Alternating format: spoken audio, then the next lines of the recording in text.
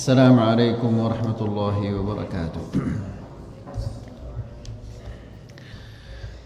الحمد لله رب العالمين، والصلاة والسلام على أشرف الأنبياء والمرسلين نبينا محمد وعلى آله وصحبه أجمعين. أما بعد. Alhamdulillah, segala puji bagi Allah Subhanahu wa taala yang memberikan kita taufik dan hidayah untuk hadir di majlisul ilmu. Setelah kita melaksanakan salah satu rukun Islam yang sangat-sangat agung, yaitu melaksanakan salat subuh secara berjamaah, kini kita merasakan nikmat yang baru dari Allah Subhanahu wa taala, yaitu kita diberikan taufik untuk duduk di majlisul ilm, mendengarkan ayat-ayat Allah dan mendengarkan hadis-hadis Rasulullah sallallahu alaihi wasallam. Ikhwani fid din, a'azzakumullah. Pada pagi hari ini insyaallah kita akan melanjutkan membaca Mujibatil Jannah fi Dhaw'is Sunnah, perkara-perkara yang dapat memasukkan seseorang ke dalam surga di dalam sunnah Nabi sallallahu alaihi wasallam. Di pertemuan yang sebelumnya kita menjelaskan bahwa seseorang dia akan masuk surga karena rahmat Allah, bukan karena amal ibadahnya. Kemudian yang kedua, untuk mendapatkan pahala-pahala yang bisa memasukkan kita ke dalam surga, itu harus disertai dengan iman. Maksudnya adalah orang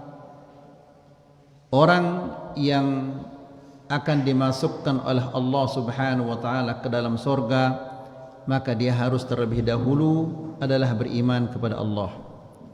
Karena tidak ada gunanya seseorang beramal jika dia tidak beriman kepada Allah Subhanahu wa taala. Yang keempat, jalan atau cara untuk masuk ke dalam surga ini adalah sangat banyak, dan ini merupakan salah satu bentuk rahmah dari Allah Subhanahu wa taala. Sekarang kita memasuki cara yang pertama untuk bisa masuk surga. Apa cara yang pertama ini? Yaitu at-talaffuz bisyahadataini ma'al 'amali bimuqtadaha. Mengucapkan dua kalimat syahadah dan mengamalkan konsekuensinya. La ilaha illallah Muhammad Rasulullah. Semua muslim mengucapkan dua kalimat ini. Tidak ada seorang muslim yang tidak mengucapkan dua kalimat syahadat ini. Orang kafir dia akan menjadi muslim apabila mengucapkan dua kalimat syahadah ini. Akan tetapi banyak di antara kaum muslimin yang tidak menyadari bahwa dua kalimat syahadah ini juga bisa batal, bisa juga dia sah. Sebagaimana dia bisa sah, dia juga bisa batal. Yang membatalkannya itu adalah syirik kepada Allah Subhanahu wa taala. Dua kalimat syahadah ini merupakan dua kalimat yang paling agung yang ada di langit maupun di bumi. Tidak ada kalimat yang lebih agung, lebih mulia daripada dua kalimat ini.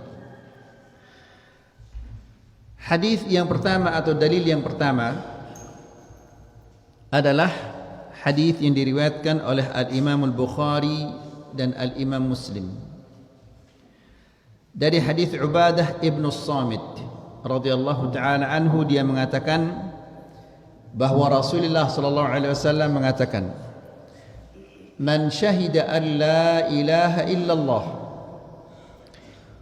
wahdahu la syarika lah." Barang siapa yang bersaksi bahwa tidak ada ilah yang berhak disembah illallah, kecuali Allah, la syarikalah, tidak ada sekutu baginya. Jadi ikhwani fid din, a'azzakumullah, jika seseorang meyakini bahwa tidak ada ilah yang berhak disembah kecuali Allah, kenapa Allah itu dia satu-satunya yang berhak untuk disembah? Karena dia satu-satunya yang bisa memberikan kita rezeki. Dia satu-satunya yang memiliki segala sesuatu yang ada di langit maupun ada di bumi. Dia satu-satunya yang memberi kita rezeki. Tidak ada selain dia yang bisa menciptakan. Maka karena dialah satu-satunya yang bisa menciptakan, bisa memberi rezeki, memiliki segala-galanya, mengatur segala-galanya, maka dia satu-satunya yang berhak untuk disembah. Selain Allah, dia tidak berhak untuk disembah. Jibril, makhluk Allah yang paling kuat, yang paling besar, dia tidak berhak untuk disembah. Karena dia tidak punya apa-apa, tidak bisa apa-apa, tidak memiliki apa-apa. Semua yang bisa dia lakukan, semua kekuatan yang dia miliki itu diberikan dia oleh Allah. Pada dasarnya dia tidak punya apa-apa, tidak bisa apa-apa, lalu diberikanlah dia oleh Allah Subhanahu wa taala kemampuan-kemampuan seperti itu. Maka itu artinya kita dan Jibril itu sama. Kita asalnya tidak ada, Jibril juga asalnya tidak ada, kemudian ada. Ya, kita asalnya tidak punya apa-apa, begitu juga Jibril, malaikat dan yang lainnya tidak bisa apa-apa dan tidak punya apa-apa, lalu kita diberikan oleh Allah Subhanahu wa taala. Maka makhluk tidak berhak untuk disembah. Makhluk itu tugasnya dan kewajibannya adalah menyembah. Yang berhak disembah itu adalah Allah. La syarikalah, wahdahu la syarikalah, tidak ada sekutu baginya. Bagaimana akan ada sekutu bagi Allah Subhanahu wa taala sementara yang di langit maupun yang di bumi semua adalah makhluk Allah, diciptakan oleh Allah, milik Allah, di bawah kekuasaan Allah. Bagaimana dia akan bisa menjadi sekutu bagi Allah? Makanya ayuhal ikhwah, orang yang mengadakan sekutu bagi Allah, dia adalah telah melakukan kezaliman yang paling zalim. Allah Subhanahu wa taala berfirman di dalam Al-Qur'an, "Inna syirka la zulmun azim." Sesungguhnya kesyirikan itu adalah kezaliman yang paling besar. Bagaimana tidak? Orang yang melakukan kesyirikan, dia telah menyamakan Allah yang maha kuasa, Allah yang memiliki segala-galanya, disamakan dia dengan makhluk yang tidak bisa apa-apa, yang tidak mampu apa-apa, yang tidak punya apa-apa. Ini kezaliman yang paling besar. Ya, karena ini merupakan kezaliman yang paling besar, makanya Allah tidak mengampuni dosa orang-orang yang melakukan kesyirikan. Allah Subhanahu wa taala berfirman, "Innallaha la yaghfiru an yushraka bihi wa yaghfiru ma duna dzalika liman yasha." Sesungguhnya Allah tidak mengampuni dosa-dosa orang yang melakukan kesyirikan, dan Allah mengampuni dosa-dosa selain dosa syirik itu. Semuanya diampuni kecuali dosa syirik, karena ini merupakan kezaliman yang paling besar. Subhanallah. Kemudian wa anna Muhammadan abduhu wa rasuluh, dan dia bersaksi bahwa Muhammad adalah hamba Allah dan utusannya. Muhammad itu adalah hamba Allah.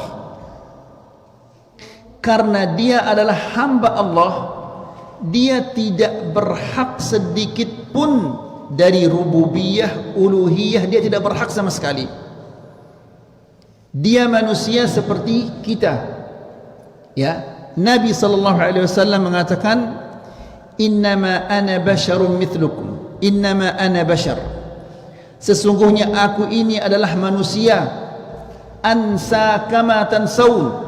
Aku ini bisa lupa sebagaimana kalian lupa.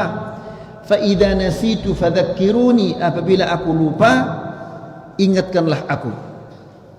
Bahkan Nabi sallallahu alaihi wasallam mengatakan, "Innama ana," sesungguhnya aku ini adalah seseorang min imra'atin ta'kulul qadid.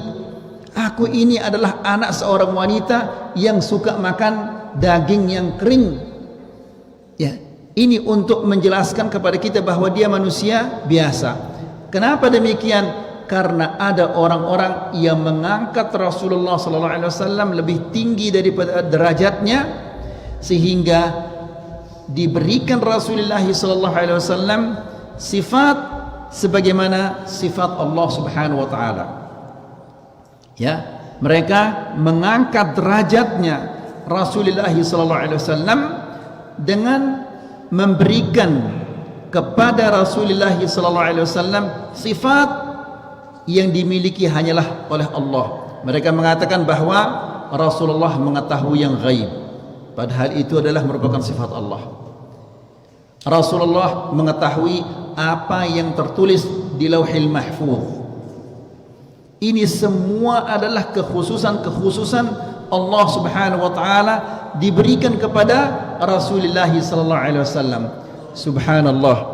Ayyuhal ikhwah, ketika Rasulullah sallallahu alaihi wasallam menyampaikan hadis ini, seolah-olah dia mengetahui apa yang akan terjadi nanti setelah ia meninggal dunia. Ya, jadi untuk membantah orang-orang yang mengangkat Rasulullah sallallahu alaihi wasallam lebih tinggi daripada derajatnya, dia sendiri yang mengatakan Muhammadan abduhu.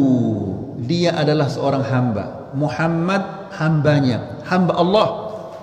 Ya, dia tidak punya sifat-sifat Allah sama sekali, dia manusia biasa.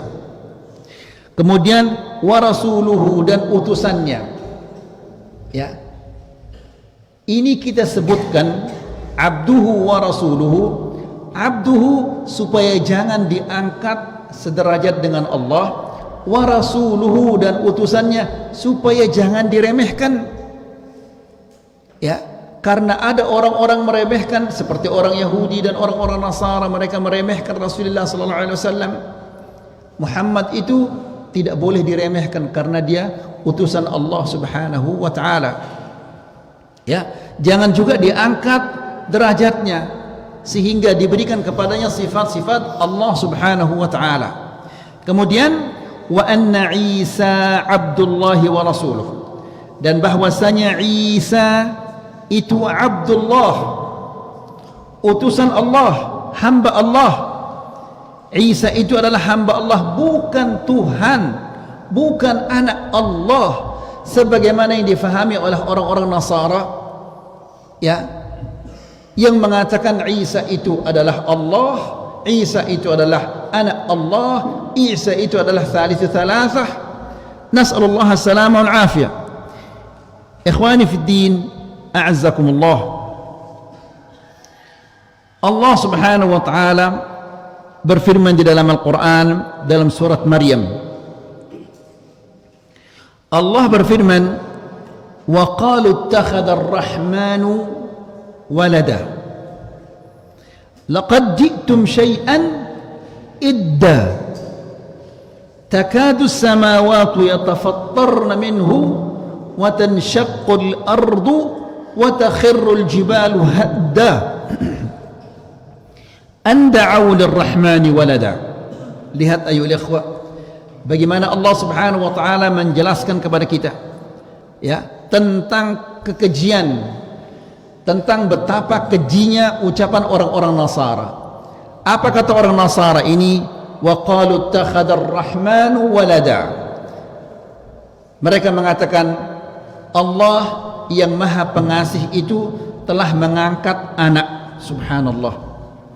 Ya, bagaimana dia mengangkat anak? Ya, Allah itu, kalau kita orang Muslim, orang mukmin mengimani bahwa Allah itu lam yalid wa lam yulad. Dia tidak lahir dan tidak dilahirkan. Namun tidak melahirkan. Ya. Dia tidak melahirkan dan tidak dilahirkan. Jadi ikhwani fi din azakumullah, mereka mengatakan wa qalu ittakhadha ar-rahmanu walada. Allah yang Maha Pengasih itu dah mengangkat anak. Laqad ji'tum syai'an idda. Kalian telah mengucapkan sesuatu yang kemungkaran yang sangat besar. Ucapan kalian ini merupakan kemungkaran yang sangat besar. Takadu samawati yatafattarna minhu. Hampir saja langit-langit ini retak gara-gara ucapan kalian ini. Wa tanshaqqul ard, dan bumi ini terbelah. Wa takhirrul jibalu hadda, dan gunung-gunung akan runtuh. Gara-gara apa? An da'u lir-rahmani walada. Gara-gara mereka mengatakan bahwa Allah yang Maha Pengasih itu telah mengangkat anak. Nas'alullah salam al-afiyah. Jadi Allah itu lam yalid wa lam yulad, dia tidak melahirkan dan tidak juga lam yalid, dia tidak melahirkan dan tidak juga dilahirkan. Ikhwani fi din azakumullah, yang namanya melahirkan itu kan dia butuh berada di perut ibunya, kemudian dia keluar. Masa Tuhan berada di dalam perut kemudian dikeluarkan seperti itu? Kemudian dia kecil, dia besar, dia besar, dia besar. Ya, masa Tuhan seperti itu? Ya. Kemudian wa anna Isa Abdullahi wa rasuluh, dan dia bersaksi bahwasanya Isa itu adalah hamba Allah dan utusannya. Jadi Abdullah ini bantahan terhadap orang-orang Nasara yang mengatakan bahwa Isa alaihissalam itu adalah anak Allah, atau dia Allah, atau dia Ruhullah. Wa rasuluhu, dan ini bantahan kepada orang-orang Yahudi yang mengatakan bahwa Isa itu adalah apa? Anak zina. Na'udzubillah. Lihat ayuhal ikhwah, ghulu dan jafa. Ya, ghulu orang Nasara berlebihan, jafa orang-orang Yahudi merendahkan sampai dituduh dia sebagai anak zina. Allah di dalam Al-Quran menjelaskan di dalam surat An-Nisa, Allah berfirman, bal taba'allahu 'alaiha bikufrihim. Allah menyegel hatinya orang Yahudi gara-gara kekufuran mereka. Ditutup, disegel hatinya oleh Allah Subhanahu wa taala. Jadi ayyuhal ikhwah, jangan antum heran kenapa orang-orang Yahudi itu membunuh kaum muslimin di Gaza. Karena mereka ini adalah orang yang sudah disegel hatinya oleh Allah Subhanahu wa taala, tidak punya rasa kasih sayang. Kalau orang hatinya terbuka, maka dia akan penuh dengan kasih sayang hatinya. Tapi hatinya sudah ditutup oleh Allah Subhanahu wa taala. Allah menjelaskan bal taba'allahu 'alaiha bikufrihim. Allah menyegel hati mereka, menutup hati mereka karena kekufuran mereka. Kemudian bal taba'allahu 'alaiha bikufrihim fala yu'minuna illa qalila. Mereka sedikit sekali dari mereka itu yang beriman. Setelah itu apa kata Allah? Wa bikufrihim, dan karena kekufuran mereka, wa qaulihim ala Maryam buhtanan azima. Ya, dan karena ucapan mereka terhadap Maryam dengan kebohongan yang nyata. Apa tuduhan mereka terhadap Maryam? Ya, mereka mengatakan bahwa Maryam melahirkan Isa alaihissalam ini melalui apa? Melalui zina. Na'udzubillah dari ucapan-ucapan mereka ini. Nas'alullah salamah wal afiyah. Jadi Rasulullah mengatakan, dan barang siapa yang bersaksi bahwasanya Isa itu adalah hamba Allah, dia bukan Tuhan, bukan anak Tuhan, Abdullah wa rasuluhu, dan dia adalah utusan Allah, bukan anak zina, wa kalimatuhu alqaha ila Maryam wa ruhun minhu, dan kalimatnya, kalimat Allah diturunkan kepada Maryam. Apa kalimat ini yang diturunkan oleh Allah kepada Maryam? Yaitu kun. Ya, kalimat ini diturunkan oleh Allah Subhanahu wa taala kepada Maryam. Kalimat yang diturunkan itu kun. Namun bukan Isa itu, bukan dia kun itu. Bingung antum sedikit ya?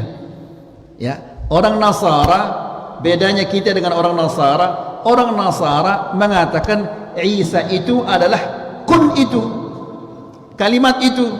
Kalau kita orang Muslim mengatakan bahwa Isa dia jadi dengan kata kun, Allah mengatakan kun, jadilah, jadilah Isa itu.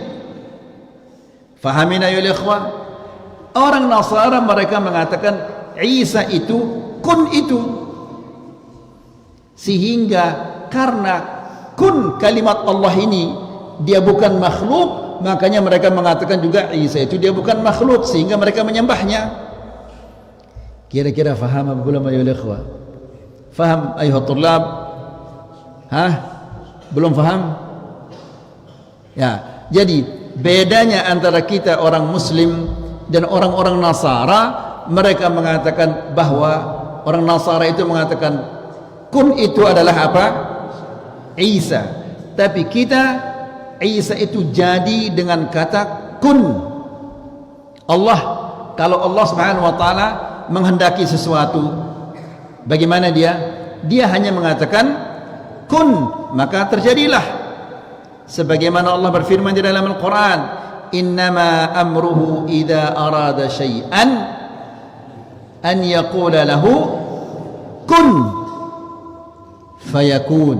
Jadilah, maka jadilah dia. Jadi Isa itu bukan dia kun itu, tapi Isa jadi dengan kata kun dari Allah. Jelas ya ikhwah? Ha. Wa kalimatuhu alqaha ila Maryam wa ruhun minhu, dan Isa ini adalah merupakan salah satu ruh yang diciptakan oleh Allah Subhanahu wa taala. Karena Isa alaihissalam ini merupakan mukjizah yang luar biasa, di mana diciptakan dia oleh Allah Subhanahu wa taala tanpa ayah, tanpa bapak. Ya, manusia diciptakan oleh Allah Subhanahu wa taala melalui bapak dan ibu, bertemunya air laki-laki dan wanita. Namun ini tidak pernah terjadi seperti itu. Namun jadilah dia. Ada manusia diciptakan tanpa ibu bapak, yaitu siapa? Adam alaihissalam. Ada orang diciptakan dari bapak tanpa ibu, siapa itu? Istrinya. Ya, dari bapak tanpa ibu, Hawa istrinya Adam. Ada diciptakan dari ibu tanpa bapak, yaitu siapa? Isa alaihissalam. Dan kemudian yang terakhir adalah kita, diciptakan dari ibu bapak. Ya, Isa alaihissalam diciptakan oleh Allah Subhanahu wa taala dari bapak tanpa ibu. Tidak pernah terjadi ada jima' di sana. Ya, airnya laki-laki dan air perempuan tidak pernah bertemu, namun jadilah Isa. Isa ini adalah mukjizah dari Allah Subhanahu wa taala. Makanya Isa itu dinamakan dia Ar-Ruh.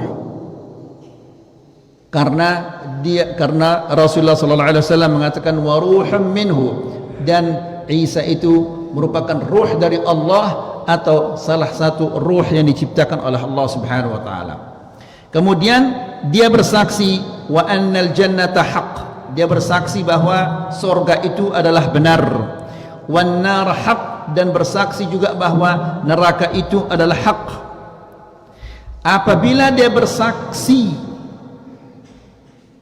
tentang semua ini, adkhalahu Allahul jannata ala ma kana minal amal, dia akan dimasukkan oleh Allah Subhanahu wa taala ke dalam surga bagaimanapun juga amal-amalannya. Maksudnya kalau ada kekurangan-kekurangannya, jika dia bersaksi maka Allah Subhanahu wa taala akan masukkannya ke dalam surga. Saya ulangi lagi hadis ini, man syahida, barang siapa yang bersaksi. Ayo ikhwah, saksi ini bukan sekedar melihat, tapi saksi ini diucapkan oleh lidah, diyakini oleh hati, dan diamalkan oleh anggota badan. Bukan sekedar ucapan, aku bersaksi, bukan demikian. Ya, jadi bersaksi artinya mengucapkan dengan lidah, meyakini dengan hati, dan mengamalkan dengan anggota badan. Barang siapa yang bersaksi bahwa tidak ada ilah yang berhak disembah kecuali Allah satu-satunya, yang tidak ada sekutu baginya, dan dia bersaksi bahwa Muhammad adalah hamba Allah dan utusannya, dan bersaksi bahwa Isa adalah hamba Allah dan utusannya, dan kalimatnya diturunkan kepada Maryam dan merupakan ruh dari Allah, dan bersaksi bahwa surga adalah hak dan neraka adalah hak, Allah Subhanahu wa taala akan memasukkannya ke dalam surga bagaimanapun juga amalan-amalannya. Ini saja yang bisa kita sampaikan di pagi hari ini. Semoga ini bermanfaat. Wassallallahu ala nabiyina Muhammad walhamdulillahi rabbil alamin.